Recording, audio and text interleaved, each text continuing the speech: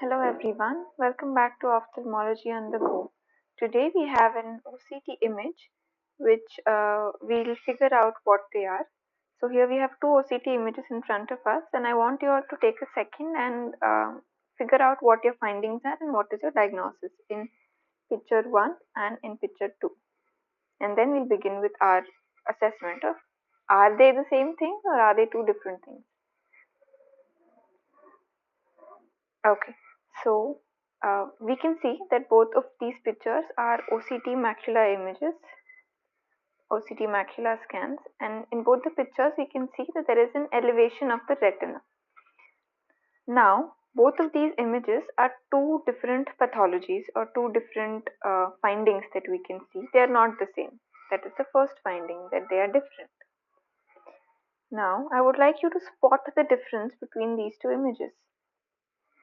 Look at the layer from which the retina has separated or elevated. So here we can see that this white line in OCT, we represent the white, call the white lines as a hyper-reflective lines, right? Reflective. So this white line, which is the hyper-reflective line, is the RPE Brooks complex.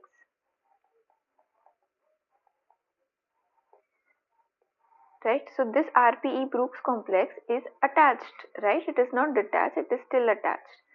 The layer, there is a black layer which is the hyporeflective area, and then this is the retinal layers. These are the neurosensory retinal layers.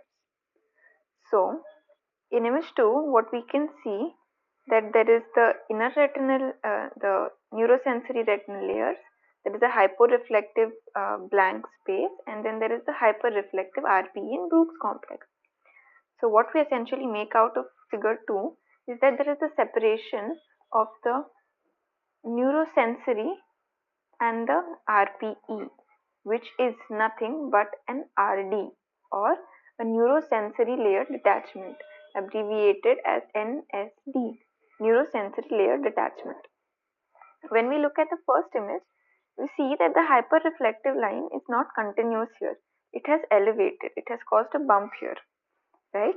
So, and the hyporeflective layer here, that is the space, is below the hyperreflective line of the RPE Brooks complex, and the the neurosensory layers are attached with the RPE Brooks complex.